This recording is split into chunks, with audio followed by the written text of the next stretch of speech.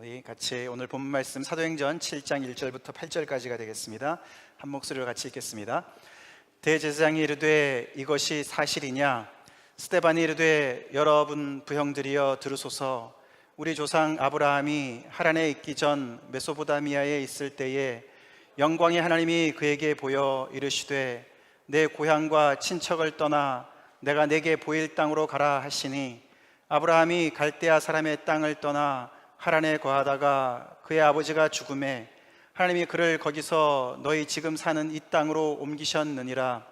그러나 여기서 발 붙일 만한 땅도 유업으로 주지 아니하시고 다만 이 땅을 아직 자식도 없는 그와 그의 후손에게 소유로 주신다고 약속하셨으며, 하나님이 또 이같이 말씀하시되 그 후손이 다른 땅에서 나그네가 되리니 그 땅 사람들이 종으로 삼아 400년 동안을 괴롭게 하리라 하시고, 또 이르시되 종 삼는 나라를 내가 심판하리니 그 후에 그들이 와서 이곳에서 나를 섬기리라 하시고, 할례 언약을 아브라함에게 주셨더니 그가 이삭을 낳아 8해 만에 할례를 행하고 이삭을 야곱이 우리 12조상을 낳으니라. 아멘. 이 말씀으로 스데반의 변론 1이라는 제목으로 오늘 말씀을 증거하기 원합니다. 우리가 사도행전 1장 8절을 보시면, 오직 성령이 너에게 임하시면 너희가 권능을 받고 예루살렘과 온 유대와 사마리아와 땅 끝까지 이르러 내 증인이 되리라, 이런 말씀이 이제 기록이 되어 있는데, 누가는 그 1장 8절의 말씀을 토대로 해서 사실은 이 지금 사도행전을 써가고 있습니다. 그래서 저희가 지금 초대교회 역사의 앞 전반부 한 10년 정도의 역사를 우리가 지금 살펴보는 중에 있는데, 아직까지는 예루살렘 중심, 유대인의 중심, 유대인 중심의 그런 교회의 모습을 우리가 봤습니다. 물론 지난주에 그 교회 안에 들어온 많은 사람들 중에 헬라파 쪽의 유대인들도 있었고 또 히브리파 쪽의 유대인들도 같이 섞여 있었지만, 그러나 여전히 아직은 유대인들이 다 유대인들입니다. 자, 그런데 이제 오늘 이제 큰 전환점을 교회가 맞게 됩니다. 이제 사도행전 7장, 8장, 9장, 10장이 사실은 어떻게 해서 이 복음이, 이렇게 예루살렘에 있던 이 복음이 온 유대와 사마리아와 온 세계로, 유럽으로 쫙 퍼지게 되었나를 이제 그 설명한, 어떻게 보면 그 중간 단계라고 볼 수 있습니다. 그 중간에 굉장히 중요한 인물들이 여러 나오는데, 오늘 나왔던 스데반, 그 다음에 8장 다음 장에 나오는 빌립, 7사람 중에 2사람이죠. 지난주에 잠깐 말씀을 드렸지만, 그래서 사도들이 기도와 말씀에 전무하기 위해서 교회에서 따로 성령과 지혜가 충만한 7을 따로 세웠습니다. 그 7사람 중에 2사람인 스데반과 빌립이 이런 이 복음이 이 예루살렘과 온 유대에만 있었던 복음을 더 이렇게 확장하는데 굉장히 기여를 하게 되는 것을 보게 되고, 그 중간에 이제 고넬료라는 완전히 순 이방인이 예수님을 믿게 되는 역사, 거기에 쓰임받은 베드로, 그 다음에는 이제 사울이 이제 그 이방인의 사도인 그 바울이 회심하는 그런 이제 역사들이 그 안에 나옵니다. 그래서 그 사람들이 토대가 되어서 이제 이 복음이 그냥 예루살렘에만 갇혀 있었던 이 복음이, 어떻게 보면은 유대교회 아래에 있었던 이 그리스도의 복음이 이렇게 세상으로 번져나가는 것을 우리가 보게 됩니다. 우리가 지난주 본문 말씀 6장 7절까지 살펴봤지만, 그 말씀이 하나님의 말씀이 점점 왕성하여 예루살렘에 있는 제자의 수가 더 심히 많아지고 허다한 제사장의 무리도 이 도에 복종하니라. 그래서 교회가 더욱더 이제 이렇게 제자의 수가 많아지는, 그래서 하나님의 나라가 흥왕하는 모습을 우리가 봤는데, 사단이 가만히 있지 않습니다. 사단이 반격을 대단하게 계시를 합니다. 그 중심에 있는 사람이 바로 스데반이라는 사람인데, 이 6장 8절을 보시면은 스데반이 은혜와 권능이 충만했던 사람이었습니다. 그래서 큰 기사와 표적을 민간에 많이 행한 사람이라고 기록을 하고 있는데, 그 스데반이 아무래도 이 그러니까 예루살렘 성전에 와서 예배도 드렸지만 그 당시에 성전만 있는 것이 아니었습니다.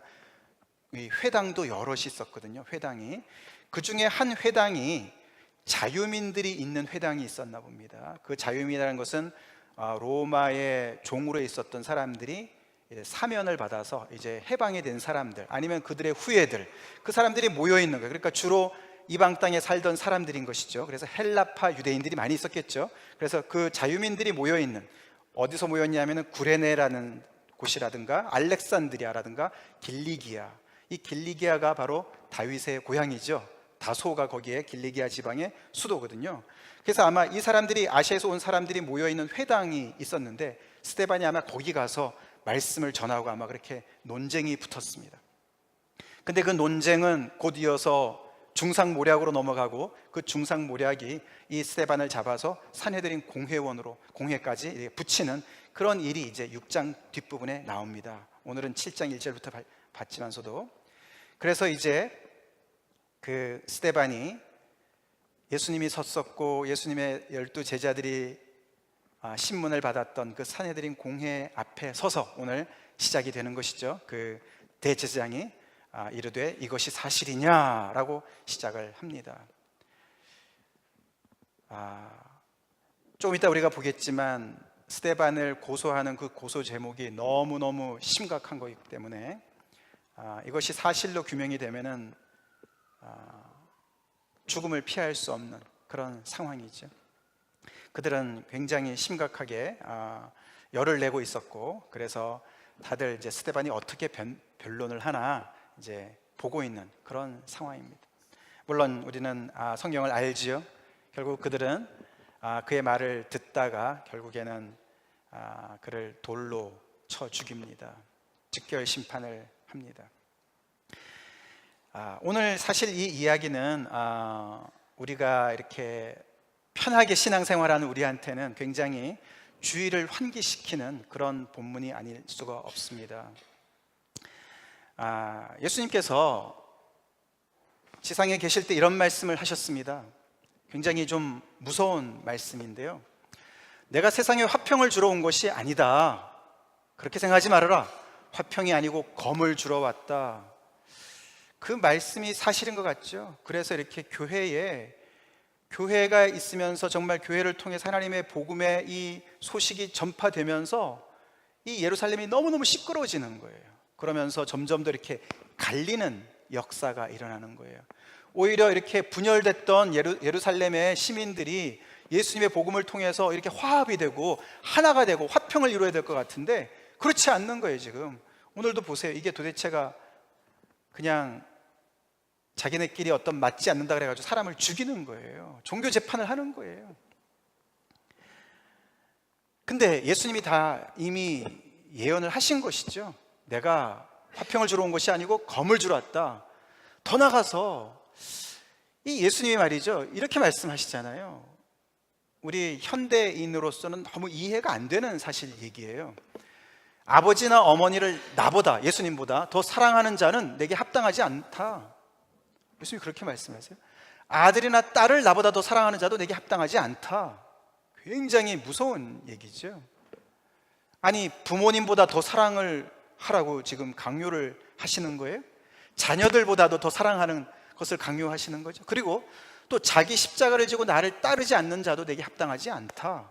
즉 다시 말해서 부모를 더 사랑해도 안 되고 자녀를 더 사랑해도 안 되고 너 자신을 더 사랑해도 안 된다. 나를 더 사랑해야 된다라고 얘기하시는 거예요. 그러시면서 자기 목숨을 얻는 자는 잃을 것이고 나를 위해서 자기 목숨을 잃는 자는 얻게 될 것이다 라고 말씀을 하시는 거예요. 스데반은 이 말씀을 믿어서 자기 목숨을 아까워하지 않고 그 사람들의 그런 모든 고소를 다 대답을 하고 결국은 돌에 맞아 죽었습니다. 어떤 신학자가 그런 말을 하더군요. 스데반은 한 번 설교를 해서 3,000명이 하나님께로 돌아왔는데 베드로는 근데 스데반은 한 번 설교해가지고 3,000개의 돌이 날라왔다고. 오늘 이제 완전히 다른 양상을 보이고 있습니다. 그래서 우리가 질문을 해야 될 게 도대체 복음이 뭐냐 이거죠. 복음이 뭐길래 이렇게 목숨이 왔다 갔다 하냐고요. 우리는 복음 때문에 죽을 고비에 있는 분은 없으시잖아요, 그죠? 근데 오늘날도 온 지구상에 핍박을 받는 사람들이 많이 있죠. 복음을 믿으면 죽을 수도 있는 그런 상황에 있는 사람들이 있습니다. 이게 복음이 도대체 뭐냐고요. 이게 뭐길래 이렇게 목숨이 왔다 갔다 하냐고요. 이렇게 도대체 예수님이 누구시길래 목숨이 왔다 갔다 합니까?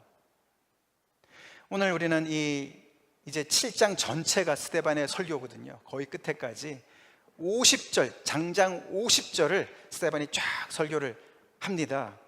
그래서 우리가 몇 주에 걸쳐서 우리가 살펴보겠지만, 우리는 굉장히 이런 심각성을 가지고 이 말씀을 드려야 되겠습니다. 복음이요, 우리의 그냥 흥미 대상이 아니고요. 복음이요, 그냥 나의 어떤 그런 양심이나 약간 이렇게 좀 이렇게 편하게 해주는 어떤 이런 어떤 것이 아닙니다. 복음은 정말로 심각한 거예요. 어저께 우리 이 김혜영 자매님의 어머님이 돌아가신 그 이제 소식을 이제 이렇게 또 접하면서, 사실 최근에 제가 이렇게 저희 주변에 그분이 4번째로 돌아가셨어요.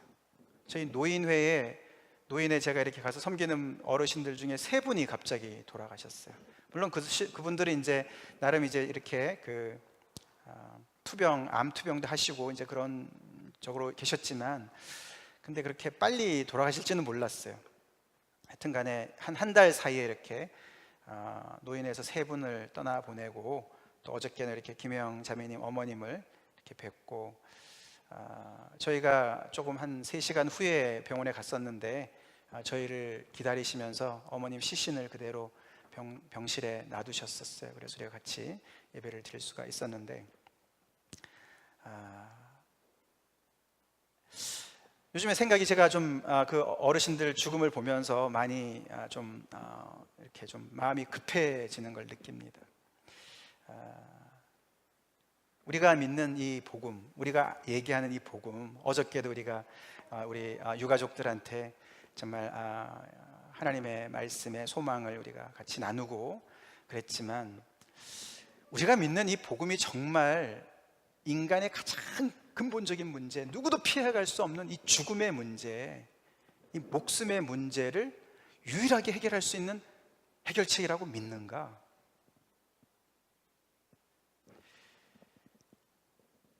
제가 이렇게 노인에서 만나는 여러분들을 보면은 거의 대부분이 교회를 다니시는 분들이세요.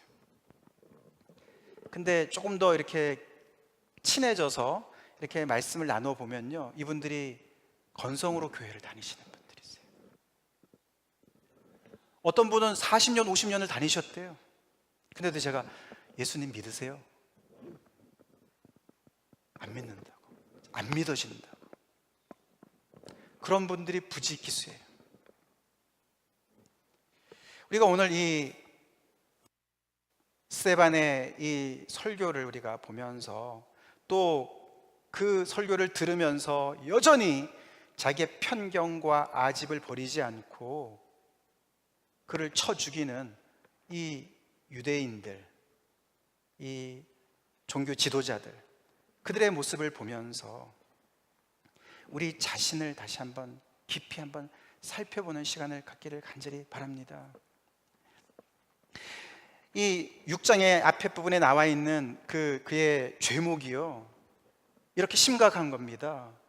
사실은 거기 성경을 보시면은 이 공회원, 그러니까 회당의 사람들이 스데반과 같이 논쟁을 하는 중에, 스데반이 너무나 성령과 지혜가 충만하니까 그를 이길 수가 없었어요. 그러니까 사람을 매수했다 그래요. 사람을 매수해가지고 그를 이렇게 거짓 이제 이렇게 고소를 하게 만들었습니다. 그래서 뭐라고 얘기하냐면은, 저가 모세와 하나님을 모독하는 말을 했다. 그 조금 더 자세한 이야기를 이제 산헤드린 공회에 가서 얘기하는데, 그 내용이 뭐냐면은, 이 사람이 이 거룩한 곳과 성전이죠, 예루살렘 성전과 율법을 거슬러 말하기를 맞이 아니했다. 다시 말해서 유대인들을 가장 열나게 하는, 가장 심각하고 가장 아주 민감한, 그들이 정말 피를 끓게 하는 그런 2가지를 꼽으라면 바로 이거예요. 성전과 율법이에요. 모세의 율법이에요. 근데 그 2가지를 다 그 상징물, 자기들의 어떤 유대인이라는 어떤 그 정체성의 가장 핵심에 있는 성전과 이 모세의 율법을 모독했다고 그러니까 주변의 사람들이 그냥 뭐 다 들어보지도 않고 말이죠. 그 말을 그냥 듣고서 그냥 뒤집어지는 것이죠. 우리도 가끔씩 뭐 예를 들어서 미국의 성족이나 한국의 태극기나 뭐 예를 들어서 그걸 훼손하게 되면은 막 그런 거 있잖아요. 막 끓는 피가 있잖아요. 이 사람들은 뭐 훨씬 더 심한 것이죠. 근데 우리가 잘 알지만은 그들은 결국에는 이렇게 율법을 향한 열정, 성전을 지키고자 하는 열정, 그 열정이 결국은 곧 하나님을 향한 열정이라고 생각을 했어요. 그렇게 믿었어요. 그게 아닌 것을 우리는 알지요.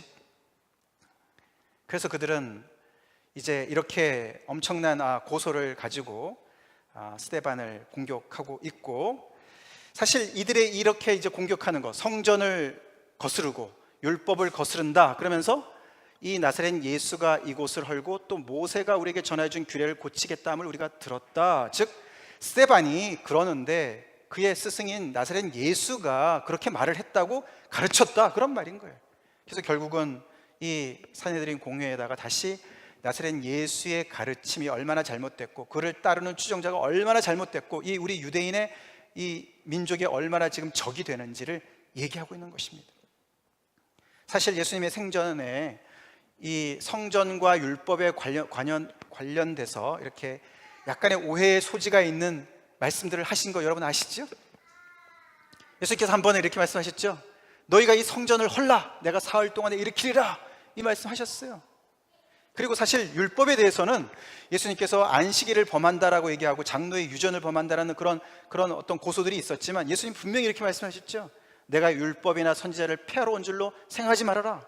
폐하러 온 것이 아니고 완전하게 하러 왔다라고 예수님께서 분명히 성전과 율법에 대해서 이런 연결된 이야기를 하셨는데, 사실은 그 이후에 예수님의 말씀과 제자들의 고백을 가만히 보면은 예수님은 이 예루살렘 성전을 대체하시는 참 성전으로 오셨고, 그리고 예수님은 율법을 완성하시는 분으로 오신 것이 확실하죠. 그렇기 때문에 오늘 이 스데반이 이 공회원들과의 충돌은 스데반이 너무 과격하게 얘기를 잘못해가지고 지금 그 자리에 있는 것이 아니에요. 스데반이 가르친 말씀은 지금 이 유대인들한테는 정말 받아들이기가 너무너무 싫은, 받아들일 수 없는 그런 이야기였어요. 다시 말해서 예수님이야말로 참 성전이다. 왜요? 이렇게 말씀하셨어요, 예수님께서. 그죠?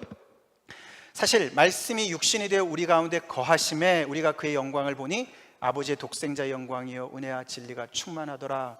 이것이 사도 요한의, 성령을 통한 사도 요한의 고백 아닙니까? 우리가 보았는데 그분은 우리 가운데 거하시는 하나님 아버지의 독생자의 영광이셨다. 여기 거하신다는 말이, 거한다는 말이 테보네클했다, 성막을 폈다, 그런 뜻이잖아요. 그리고 예수님도 나는 성전보다 더 큰 이가 여기 있다, 이렇게도 예수님께서 말씀하셨어요. 그리고 우리가 알듯이 성전이 그러면 과연 어떤 일을 하는 겁니까? 성전은 하나님을 만나는 곳이고 하나님께 예배를 드리는 곳이 아닙니까?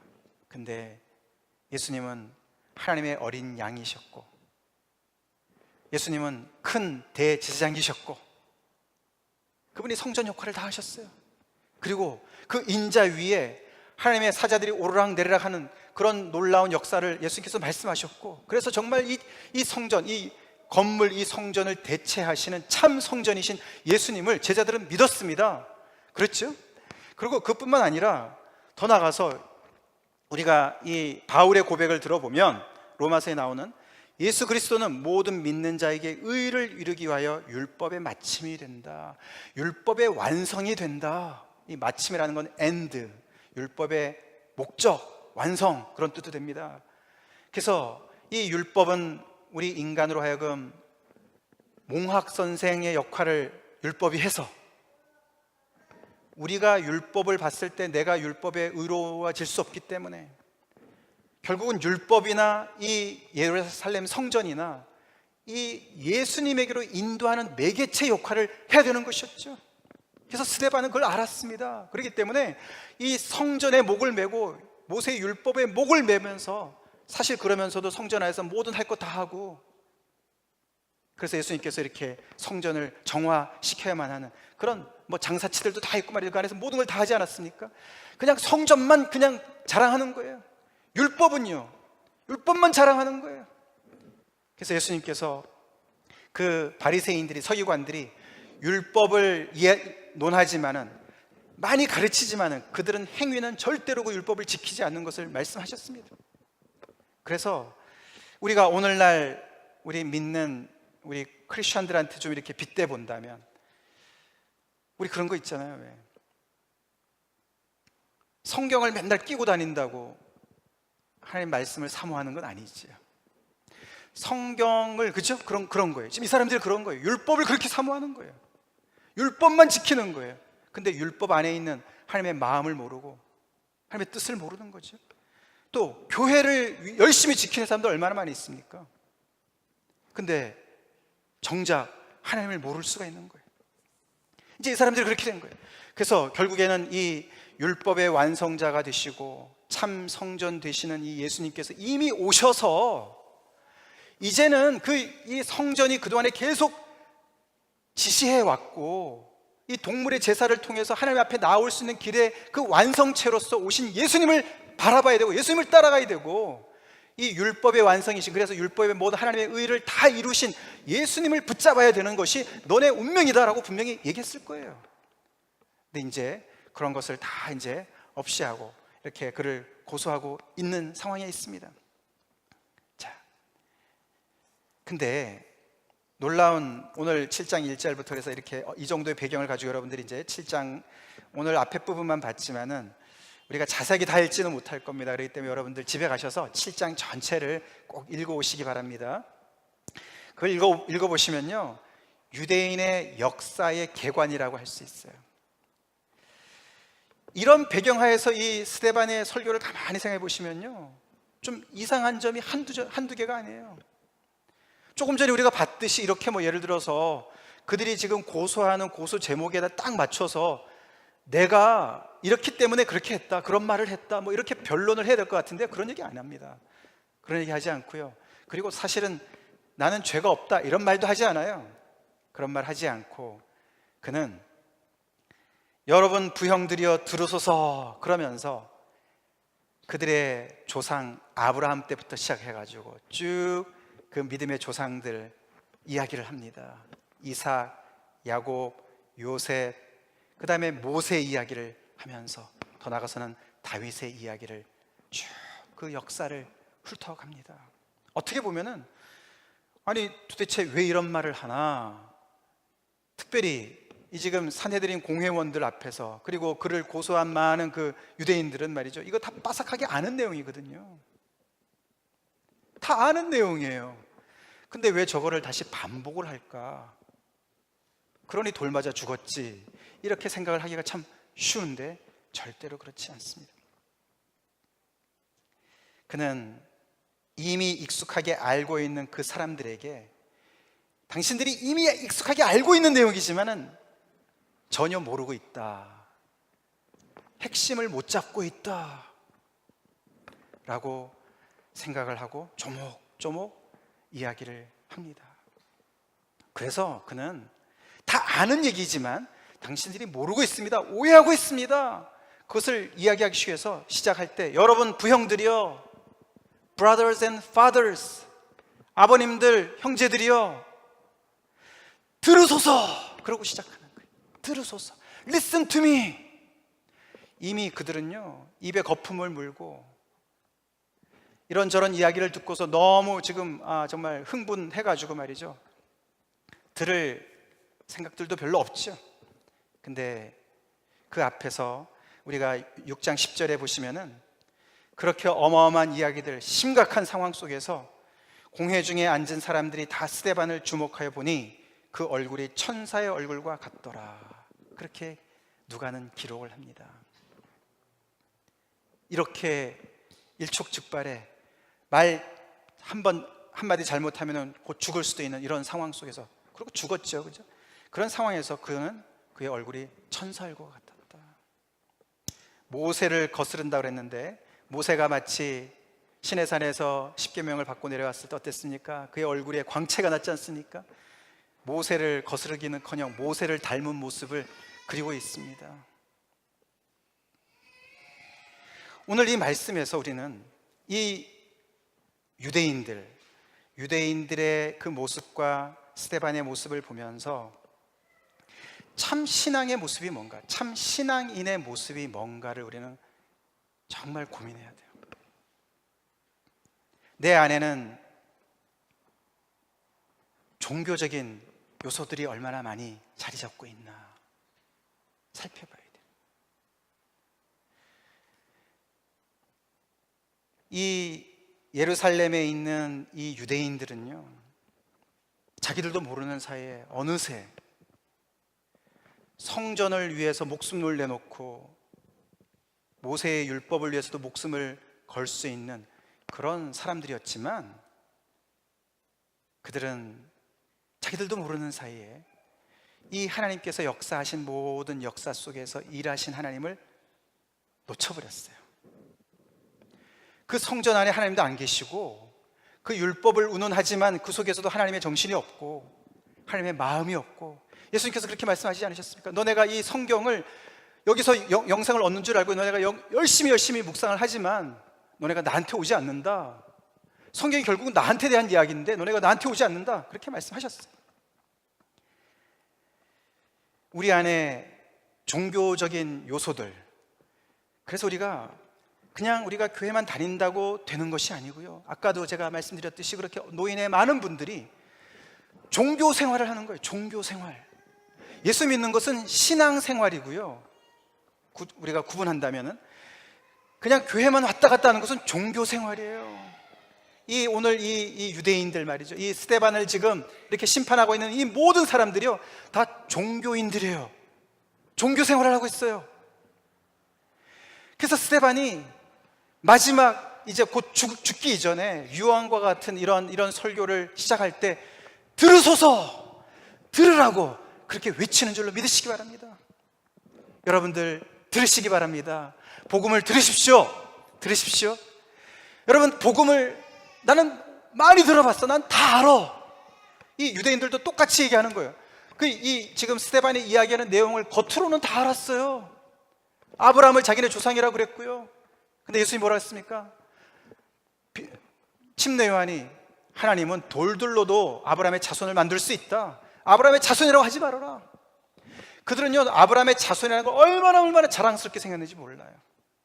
그리고 그들은 율법을 너무너무 자랑스럽게 생각했고요, 그래서 율법을 맡은 유대인으로서 너무너무 자긍심이 강했기 때문에 이방인들을 개 취급했지 않았습니까?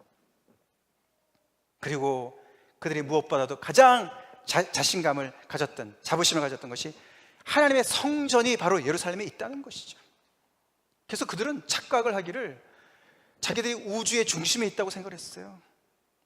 하나님이 여기 계시니까, 그래서 하나님은 이제 완전히 여기가 그냥 딱 붙박이로 여기 계시고, 하나님은 여기만 계시고 성전에만 계시고 자기네가 독점하고, 그러고 자기들을 떠난 모든 것들은 다 틀렸다라고 생각을 하고 있었기 때문에 그들은 철저하게 자기들이 너무나도 제도화되어 있고, 그리고 조직화되어 있고 체계화되어 있는 율법도 말이죠, 그래서 그 율법을 확대 해석해가지고 613개나 되는 조항을 다 만들어가지고 말이죠, 음식을 먹을 때는 어떻게 손을 씻고 말이죠, 이런 모든 것들을 다 만들어 놓은 거죠. 그래서 그것을 겉으로만 지키면은 하나님의 백성이라고 전혀 의심하지 않고 그것을 인정하고 그런 사람들이었습니다.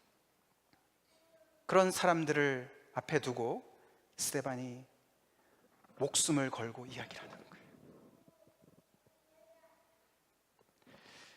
저도 이 시간에 제가 목숨을 걸 것까지는 아니지만은, 여러분들이 우리 안에 있는 한 분 한 분이 하나님을 진정으로 믿고 따르는 신앙인이 되기를 간절히 기도합니다.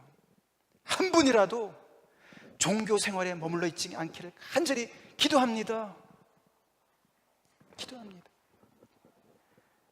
그래서 이렇게 처음부터 이야기를 하는 거예요. 오늘 본문이 말이죠, 여기를 보시면은 그들이 그렇게도 자랑스럽게 생각하는 자기네 조상 아브라함이 이런 시절이 있었어요. 이런 시절이 있었어요. 어떤 시절입니까? 무명의 시절이 있었어요. 노바디 시절이 있었어요. 그 또한요, 메소포타미아, 이 갈대아 우르 지방 아닙니까? 거기 완전히 그냥 우상단지의 그 도시였어요. 주로 달을 숭배한 그런 사람들인데 거기 사람이었어요. 그리고 그는 뒤에도 보시면 아무것도 없는, 솔직히 가난한 그런 사람이었습니다.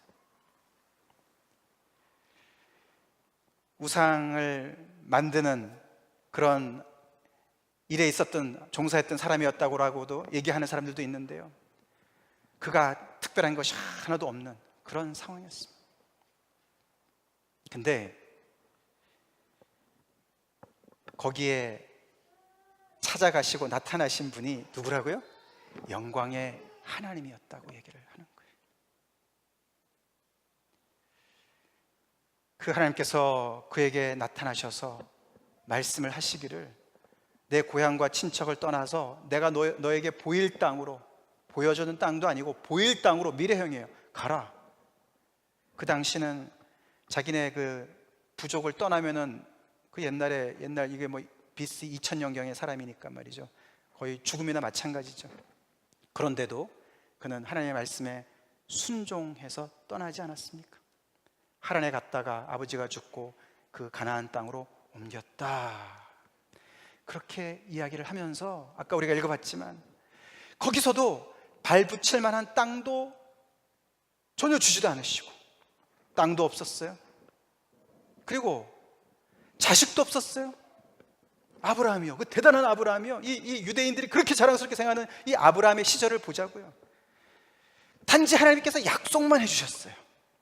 그리고 할례 언약을 주셨어요. 그게 전부였어요.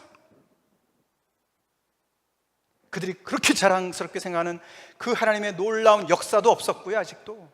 그리고 성전도 없었고요, 율법도 없었어요. 뭐만 있었습니까? 영광의 하나님만 충만히 계셨어요. 근데 그 하나님이 전부가 됐죠. 아브라함에게 그 하나님을 온전히 믿고 따르는 아브라함이 됐죠. 그래서 믿음의 조상이 됐죠. 그것이 신앙생활인 줄 믿으시기 바랍니다. 종교생활과 신앙생활의 차이는 별거 아니에요. 누가 주도권을 잡느냐예요. 이 지금 유대인들은요, 성전도 관리하고 율법도 관리하면서 자기들이 하나님을 관리한다고 착각하고 있는 거예요. 하나님을 통제하고 관리해요. 자기들 손 안에 있어요, 하나님이. 근데 아브라함을 보세요. 누구의 손에 있습니까? 아브라함이 하나님의 손 안에 있지 않습니까? 그것이 신앙생활의 줄 믿으시기 바랍니다. 이것이 사실 또한 복음이죠. 우리 다 아브라함조차도 과거가 이래요. 뭐 자랑할 거 하나도 없어요. 우상단지에서 그냥 무명인으로 살았던 그를 하나님께서, 그 영광을 드러내신 하나님께서, 영광의 하나님께서 그에게 찾아가시고 나타나셨어요.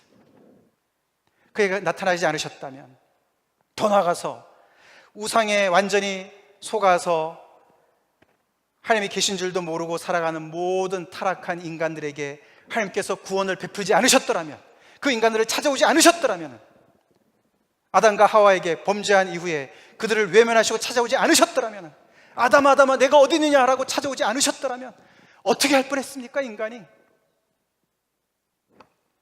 근데 성경에 나타난 하나님은 그런 죄인을 찾아가신 하나님인 줄 여러분 믿으시기 바랍니다. 그 하나님이시죠. 하나님께서 찾아가셨어요. 근데 그 하나님만 붙잡아야 될 텐데, 그리고 이제 이렇게 역사가 지나가면서, 이게 아까도 봤지만 아브라함은 하나도 가지고 있는 것이 없었어요. 그냥 나중에 보시면은 결국에는 그 장지 하나 사놓은 거 밖에 없었어요. 그리고 그는 약속을 바라보면서 소망 가운데 죽었어요. 그리고 세월이 흘러 하나님께서 여러 가지 그 이스라엘 백성들에게, 조상들에게, 우리가 조금씩 더 살펴보긴 하겠지만 그때마다 구속자들을 보내주지 않으셨습니까? 요셉을 세우시고 그 엄청난 기근 있을 때 애굽으로 옮기시고 거기서 또 그들을 잘 보호해 주시고 살아나게 해주시고 나중에는 모세를 보내시고 그렇게 해서 점점 더 그들의 역사가 풍부해지고 풍성해지고 나중에는 그들의 증거 장막도 생기고 하나님과 함께 서하는 나중에는 솔로몬이 성전까지 짓게 되고 모세를 통해서 십계명도 받고 이런 여러 가지 것들을 받았는데 점점 더 그것들이 이렇게 자리를 잡으면서 그들은 이 영광의 하나님을 축소시키고 이 영광의 하나님을 외면하는 그 자리로 갔던 거 아닙니까? 우리 자신을 돌아보십시다. 물론 이것은 이스라엘 역사지만 우리가 무명 시절에 우리를 찾아오신 하나님을 만나신 적이 있으십니까? 여러분, 이렇게 하나님을 만나신 적이 있으세요?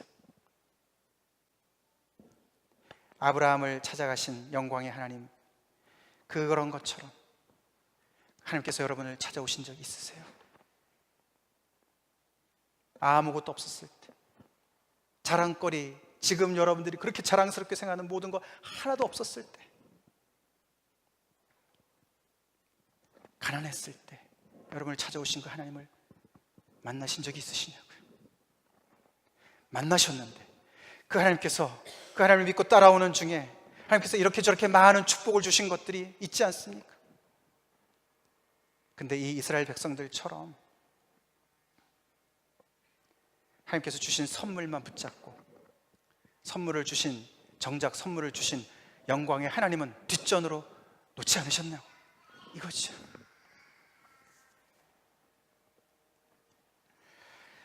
이 보시면은 하나님께서는 특별히 이게 이제 이 스데반의 설교에서 아주 쫙 흐르고 있는 스데반이 염두에 두고 쫙 얘기하는 그 핵심이 뭐냐면은 아까도 말씀을 드렸지만 이 유대인들은 지금 하나님께서 이 성전 안에 계신다고 라고 얘기를 하는 거예요. 근데 시작부터 하나님이 어디에 나타나셨습니까? 이방 땅, 저 이방 땅, 우상 단지 메소포타미아, 갈대아 우르에 나타나신 하나님이세요. 이 하나님은 또 애굽에서도 나타나세요. 애굽에서 요셉과 함께 하세요. 그리고 이 하나님은 우상처럼 모셔두는 분이 아니세요. 스스로 주도권을 잡고 나타나시는 분이세요. 스스로 이렇게 오셔가지고 이렇게 어떻게 아브라함을 선택하신 이유가 뭡니까? 그를 통해서 모든 인류에게 복을 주시기 위해서, 하나님의 그런 구속사를 펼치시기 위해서 하나님께서 주도적으로 일하신 거 아닙니까?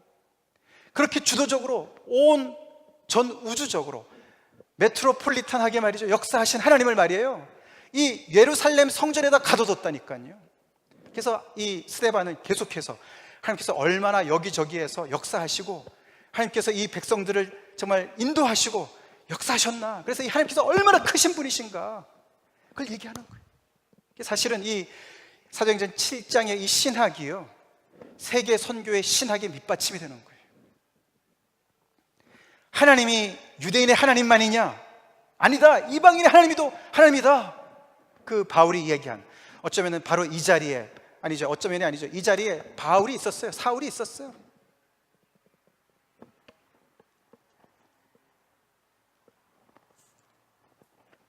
나는 무엇을 자랑하고 있는가? 나에게 안정감을 주는 게 무엇인가? 노인의 어르신들이요, 그래도 내가 구원받았을까 이런 고민들은 안 하세요. 제가 만난 분들은 적어도 그런 질문을 받아본 적도 없는 것 같기도 하고요. 그런 분들도 좀 계시고, 내가 정말 예수님을 믿나? 내가 정말 구원받았을까? 이거 심각한 질문 아닙니까? 우리 누구나 다 죽음이 찾아올 텐데, 그 순간이 올 텐데 말이죠.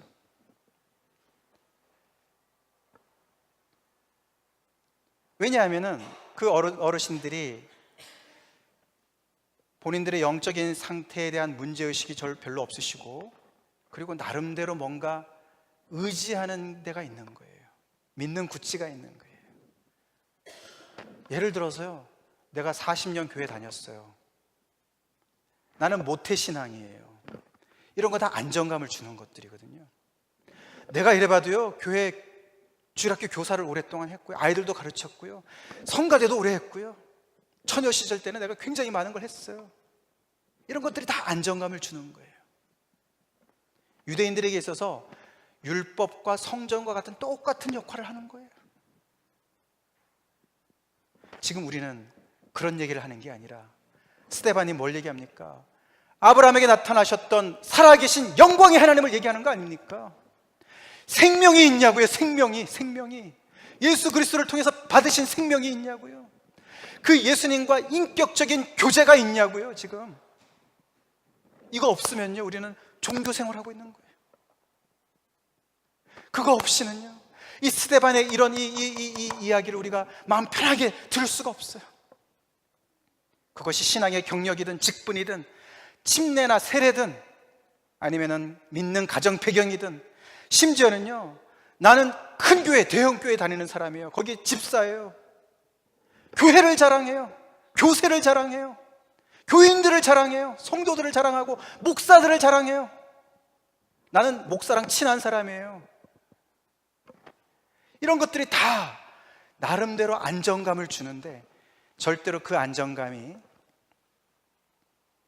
구원을 줄 수 없습니다. 여러분들이 얼마나 복음에 익숙하십니까? 이 유대인들처럼 말이죠, 이스라엘의 역사, 이 구속사, 하나님의 역사인데요, 구속의 역사인데요, 그것은 사실은 유대인들이 굉장히 이렇게 많이 쓰는 설교 스타일입니다. 그래서 시편에도 보면은 73편이나 117편 같은 데 보면은 이스라엘 역사를 쫙 이렇게 섭렵하는, 그러면서 이제 그 말씀을 전하는 이제 그런 형식인데요. 근데 그 이야기들이 너무너무 익숙하거든요. 계속 어렸을 때부터 들었으니까. 여러분들 복음을 많이 들으시면서 자라신 분들 특별히, 근데 정말 그 복음을 들어보신 적이 있으세요? 그 복음이 내 가슴을, 마음을 찌르고 꿰뚫고 들어온 적이 있냐고요. 진짜 들으신 적이 있냐고요. 복음을 들은 적이 있냐, 이게 중요한 거예요. 이것이 중요한 거예요.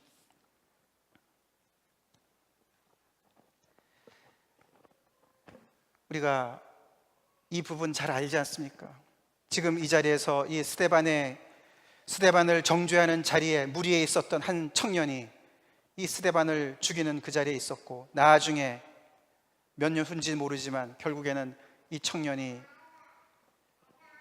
그 예수님을 만나서 종교 생활을 청산하고 참으로 아브라함의 자손으로서 참 생명의 사람으로 거듭난 바울 이야기 아닙니까? 바울도요, 이렇게 자기가 의지했던 그런 정말 믿는 구치들이 많이 있었어요. 자기한테 안정감을 주는 것들이 많이 있었어요. 유대인으로서는 정말 손색이 없는, 하나도 빠질 게 없는 그런 사람이었어요. 난지 8일 만에 할례를 받았고, 이스라엘의 족속이고, 거기다가 베냐민 집하고 히브리인 중에 히브리인이고, 이 사람은 히브리어를 여전히 하고 있었던 사람인 것 같습니다. 그래서 히브리인 중에 히브리인이고, 율법으로는 바리새인이고, 열심으로는 교회를 박해하고, 율법의 의로는 흠이 없는 자다.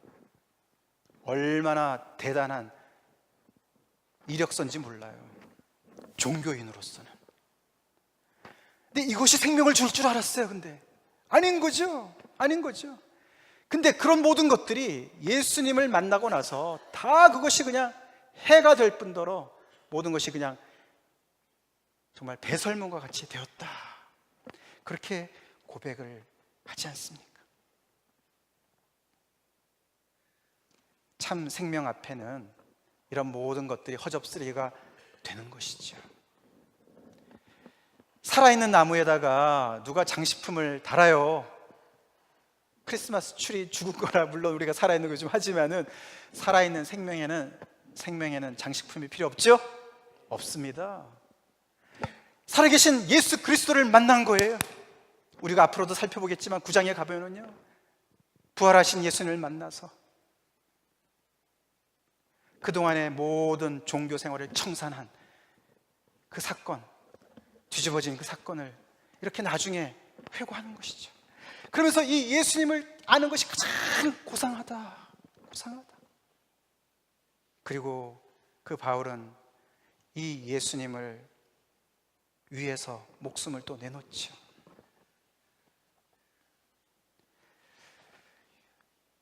오늘 설교를 들으시면서 그러니까 유대교는 종교고 기독교는 신앙이구나 이렇게 결론을 내리지 마십시오. 기독교인들 중에도 종교인들이 있다는 얘기를 하는 거예요. 이게 무서운 얘기예요. 무서운 얘기. 익숙하다고 다 아는 게 아니에요. 제가 전에 여기 시애틀에서 한 5년 목회하다가 제가 다시 보스턴으로 가게 된 그때 그 결정적인 이유가요, 이렇게 설교를 매주 하고 성경 공부도 매주 하고 그러는데 그래서 복음에 점점 더 익숙해지는 분들은 많으신데 이 복음에 항복하는 분들이 그렇게 적으신 거예요. 제가 거기에 너무너무 고민이 됐어요. 그래서 제가 제 영성이 부족해서 이렇구나, 내가 훈련이 부족해서 그렇구나, 그러고 다시 보스턴을 갔었는데요, 물론 거기에는 제가 나중에 깨달았지만 하나님의 또 다른 그런 깊은 뜻이 있지만서도요, 여러분 스스로를 살펴보시기 바랍니다. 저도 모르는 사이에 이 신앙은요 생명이기 때문에 생명체는 갖고야 돼요. 나는 예수님을 제대로 만났어, 한 번 만나면 끝나는 것이 아니에요. 이들도요 생명을 받았던 사람들일 수도 있는 거죠. 근데 점점 더 어떻게 해요? 덕지 그냥 붙이는 거죠. 이런 계급장 붙이고 저런 계급장 붙이고. 그런데 무슨 생명이 나타납니까? 계급장 다 떼어버리십시오. 다 떼어버리십시오. 마치 이 아브라함이 처음 하나님을 만났던 그 시절처럼 말이죠. 나에게 있어서 모든 것이 다 떨어져 나간다고 생각해 보세요. 사실 지금 하나님께서 저를 그렇게 훈련시키시는 것 같아요. 버클랜드 같이 있을 때 말이죠, 동료 정말 많은 우리 정말 교육자들과 함께 말이죠, 교회에 정말 어디나 가나 다 같은 마음으로 열심히 하나님을 섬겼던 정말 그런 때 시절 때 말이죠, 저도 모르는 사이에 그런 모든 것들을 자랑스럽게 생각하고 자만하게 생각하고 이런 모든 것들이 다 떨어져 나가고 하나님이 약속한 땅도 없고 자녀도 없고 아무것도 없는 거예요. 나이는 많아가지고 75세가 돼가지고 말이죠, 바라볼 거 하나도 없어요. 그냥 갑자기 영광의 하나님이 나타나셔서 나를 따라와, 그게 전부예요. 그럼에도 불구하고 여러분들 할렐루야, 하나님을 찬양합니다, 하나님 저 순종합니다, 제 목숨을 걸고 주님을 따라갑니다, 그러실 수 있으세요? 이 교회 교세가 많이 줄어들었어요. 그러니까 힘이 나지 않지 않았습니까? 우리가 믿는 하나님이 좀 시시하게 느껴지지 않으세요? 옛날에 잘 나갈 때는 좀 뭔가 대단한 하나님을 믿는 것 같고 지금은 좀 아닌가 같고 그런 생각 안 드세요? 저도 말이죠, 교인이 많아야 제가 대단한 하나님을 믿고 말이죠, 지금 힘드니까 어쩌고, 이 모든 것들이 말이죠 얼마나 우리가 인간적인 생각들이냐. 지금 여러분에게 안정감을 주는 모든 것들을 다 떼어버리세요.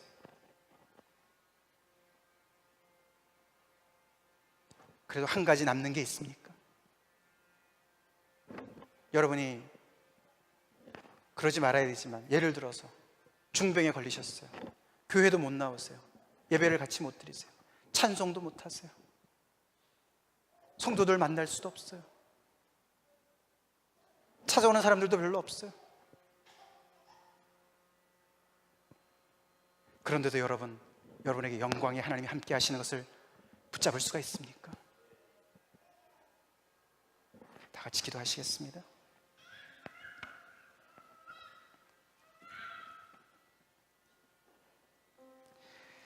그래서 참 신앙인은 환경을 초월하는 능력이 있는 것입니다.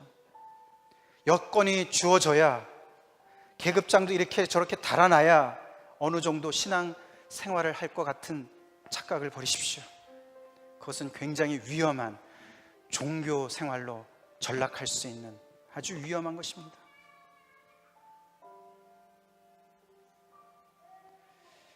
주변에 이렇게 돌아가시는 분들을 보면서 우리도 내려놓는 연습을 이럴 때 한번 해봐야 되는 거 아닙니까? 스데반의 이 설교를 들으면서 그는 이 설교가 끝나자마자 돌에 맞아 죽었습니다. 피비린내 나는 그런 현장에서 외치는 이 절규의 소리를 들으소서! 그러면서 이 종교에 쩌들어 있는 이들, 너무나 편견과 고집과 아집에 쩔어 있는 이들에게 마음을 열고 편견을 버리고 내 말 좀 들어보라고, 너무나 익숙하게 아는 얘기지만은 당신들이 모른다고 외치는 이 이야기를 여러분 들으시지 않겠습니까? 무엇을 자랑하고 계십니까?